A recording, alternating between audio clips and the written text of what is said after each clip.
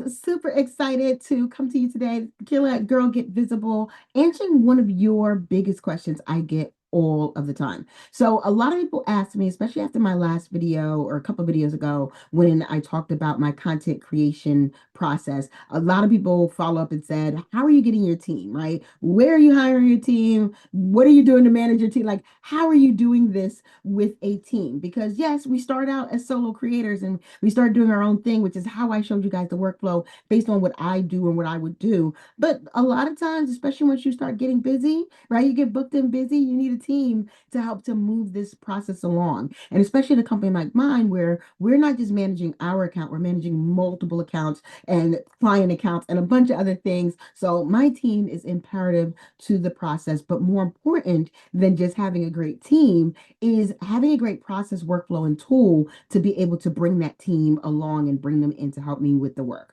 So first question, let's talk about where I hire from and how I hire. So, a lot of my team members right now, I hire from Upwork. And I say right now because, yes, I have members that people that, I've hired from other places, referrals, friends, all other things. But when I know I need a person, right, and I don't have any of that in the mix, I usually go on over to Upwork. Like, now, say what you want about Upwork. I don't care, but I've always liked and used Upwork for a number of reasons. One, the hiring process. So let me move right on into that. So for the hiring process, I do a very specific job description. I never say I'm looking for a virtual assistant. I'm not technically. I'm not looking for a virtual assistant. I'm technically like my job role. I call it a content assistant. And let me know in the comments if you guys want my job description. I'll actually send you or a link somewhere to my job description that I use, and you can tweak it and use it for your own, right? So most times I'm looking for a content assistant, and I either want a video content assistant or graphic content assistant or someone who can do a combination of both. So first thing I do on Upwork is head on over there, open up a job description. I believe it's still free to open a job description. You don't get charged until you actually hire. So that's another good reason to give Upwork a try. The other thing I really like about Upwork is, when we talk about what do you pay your teams. Now, I'm not going to go into my team's, salaries and what we pay and stuff, but Upwork gives you a lot of flexibility. If you want to hire here in the US, you can actually say what country specifically, if you want specific locations, or you can like leave it open, but you can also set whatever your price range is, right? You can even say, this is the minimum, this is the max, whatever it is. I feel better. I'm not gonna lie. I feel better about it because I feel like people that are applying, they know exactly what the rate is and they're going in and they're willing or want to accept that rate. So I don't want to, lowball anybody or any other type of stuff. So I don't even have those conversations all in Upwork. I let Upwork say, this is how much the range is for anyone who's willing or wants to take that role at that range, then perfectly fine, right? And you can put whatever it is. There's like nothing that says you have to charge or not charge. The next thing I do is I set up a job description. And honestly, I usually hire within 2 to 3 weeks at the most. But the next thing I'll do once I create that job description is Upwork gives you the access to invite 30 people to apply for your job. So this is a really important step because this is what stopped my job from just sitting out there waiting for somebody to find them to actually getting people to apply for them. So after I create the job, I'll go do a search for whatever job description. So say for my content assistant, looking for a content assistant, I look for people who want that range because they can also set up their own like little pages of this is me, this is what I do, this is my portfolio, and this is what my pay range. So again, I'm not lowballing, not doing all the negotiation back and forth, trying to convince anybody. I'm just looking at people who are in the range that we have for that position, who meet the specs of the position, and I will invite them to apply for the job. An invite is not a guarantee of the job, right? It's just an invite so they can pretty much go in their messages and see it's at the top of their thing. So from that, I'm just about 50% of the people I invite, and I don't think I've ever invited all 30. I might invite 10 or 15. Because once you do that, then within 24 hours, which is about the cycle of a day, within 24 hours, other people will start to apply. So I'll go in and start to see, these people applied. Once they apply, you get to see the descriptions, you get to see their qualifications, their portfolio. If I like someone, another thing I really love about Upwork, I go in there and I schedule an interview. So the next step is you can write in Upwork, say these are the times I'm available to meet. You can send them an email like, I like your, thank you for applying. I like your portfolio. I'd like to set up an interview. And they have inside where you can just set up the interview right there in the link. So, and it's using like a back end of Zoom. So it's not anything crazy, but right, you can go right into Upwork, start the Zoom, have the conversation. I don't think they're recorded, but there's only an interview. So I'm not really that stressed. So after I've done that, then, and I usually tell them when I'm talking to them, like we're hiring by Wednesday or Thursday, like whatever day that I'm going to finish my interviews. I also tell people when they're applying, interviews are going to be completed by this date. So they know that if they can't meet with me before that date, they need to say something, right? Or when they're selecting their appointment, they need to select it before that date. I'm very hard on that because I want to get these done. I don't want them holding open for too long waiting for anyone. So I want to let people know if this is something they're interested in, they need to jump on it ASAP, right? So once I've done that, once I've done they've applied, we've done the interviews, all the things, now you can say, these are the people I want. You can hire more than one person. Sometimes I'll hire two or three people at a time, especially like my content assistant roles, just to kind of test out each person. They are paid tests because once you hire, you're paying them, right? And so you can hire multiple people. You can leave the job description open if you've hired and you're just not quite sure yet, all of that good things. Once I've done that, we will go back and forth on the contract. One of the things that I will say I don't necessarily like is that, and what I want to tell you guys so you can watch out for it, is that Upwork allows people to also, when they're putting in their proposal, they're going to say, oh, now take your rate and then like automatic increases. So in 6 months, I want this rate, in a year, I want this rate, whatever time, right? I don't technically like that, but I want you to be on the lookout for it in case you see it, because what I do when I'm doing my contracts is make sure that that's turned off. Not to say I don't give people raises, but I don't want them built into the contract for somebody I haven't even worked with just yet. And so I let them know in advance before I say that. Like I'll say, hey, I see you put this in the contract. That's not how we do business. We generally come in at the flat rate and we increase based on performance. And most people are fine with it. Some people might stick to it. I'm going to tell you, if they stick to it, don't work with them, right? And not because they're bad people, but that's not your policy. And if they're already bucking your policy in the hiring process, they're going to be really hard to work with in the work with me process, right? And so like I said, I just tell them most people are okay, and then either we remove it or they put a new proposal and we move forward. So once they start, that's where we start to end with Upwork. I give them access to, at minimum, three things in my company, right? So I give them access to our content hub, right? Which ours is in Flowloo. So I give them access to that. I give them access to, God, I forgot, group like Metricool, which is my scheduling tool, so that they can schedule. And I give them access to Google Drive, which is where we keep everything, right? So all of our files, all of our folders, all of our briefs, I've got it set up in a nice little file structure in Google Drive where each page has their own folder. Each folder has their brief and any other information about the page. And then it has these other folders for new content, old content, content assets, and all that stuff. But every page is its own thing, right? Then I go into the content hub. I've told you guys a lot about this content hub, and I'm super excited about this one. So I'm going to show you guys what we do in the content hub. Right. So in the Content Hub, when you're doing your ideas, there's also this column to assign team members. And so once a person's already added, and once you get access, you get the, how to use it kind of video.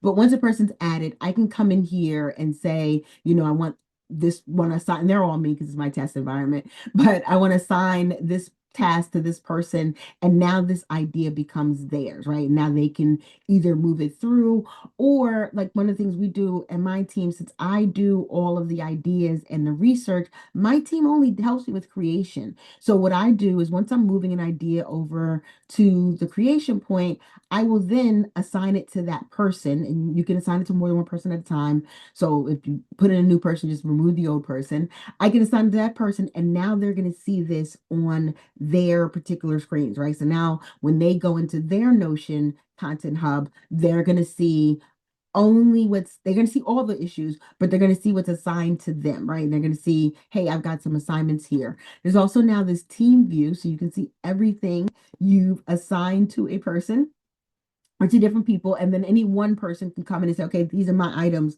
that I need to work on. So that is essentially how we do our day-to-day work by literally just using the content hub, right? So I don't, not say I don't talk to them, but I don't have to talk to them a lot, right? So we don't have to sit and have meetings, they don't have to wait for work, they don't have to do all the things. They can come in here to the content hub. I can assign them in the create phase, and like which I do all the creation. We're actually starting to assign somebody to look at the analytics for me. So there are a lot of process, like your team can help you in a lot of ways in your process, even if they're not like the one doing all of your content. They don't need to, right? You can do your research, you can do your ideas. My team literally just does creation of the videos and scheduling them out, right? And then that way I'll go in there later on and I'll approve it. I'll do the analytics. That's why I give them Metricool so they're able to do that. They have access to schedule and see anything that's happening on all of the pages without having to exchange a whole bunch of logons, because I hate that too. So that is how we do our process. I'd love to hear your questions. Do you have a team yet? Are you thinking of getting a team? Is a team on your 2026 board for needing to bring in a teamwork? Because if it is, I can't talk. If it is, I highly, highly recommend going over to Upwork. Like I said, it's free to post a job. The only time you get charged is oh, and I didn't talk about this part. The only time you get charged is when you actually open up the position, and I think it's a $50 charge or something like that. So the first time when you open it, when you hire, so that first hire, you're going to get that charge. It'll be on your first bill, and they bill weekly. So that'll be on your first bill along with whatever charges to the person. You only get charged for the person whatever the amount, whatever the rate is. So if the rate is $10 an hour, $15 an hour, $20 an hour, you only get that rate charge. I have heard that the user gets some additional fees, but you only get, so make sure when you're having those conversations, or if somebody says, oh, I got processing fees, I always tell people the rate is the rate, it's inclusive of, right? So we make sure we're negotiating the right things, and I don't have to worry about, did you get charged for that? Did you get charged for this, right? I don't deal with any of that.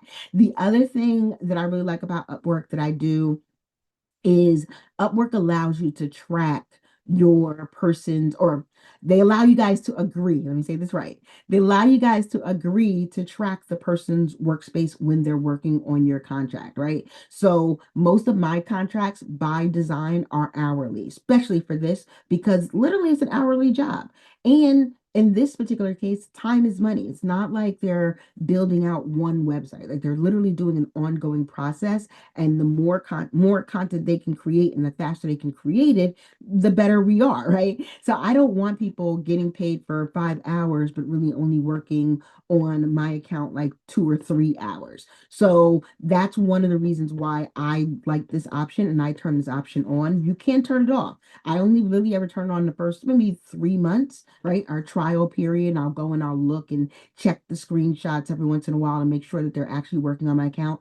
I have found a person years ago, but it still happens. I have found a person who was doing someone else's work on my time, and I reported it and I didn't have to pay them, right? So that is good. But I say that because I want you guys to make sure, at least in the beginning, you are checking, and even once in a while, periodically, right? So what that is when they're working, they click in their system that they're working on your account, and it starts taking screenshots as they're working up until the time when they say they're no longer working. So you're not invading their privacy. Let me be very, very, very, very clear. This is not a privacy invasion or anything like that. It is only recording when they say they are working on your account. If they are not working on your account, then that means they probably should not have clicked the timer to start, and no screenshots will happen. If they are working on your account, the screenshots start automatically generating, and then you can go in to Upwork at any point in time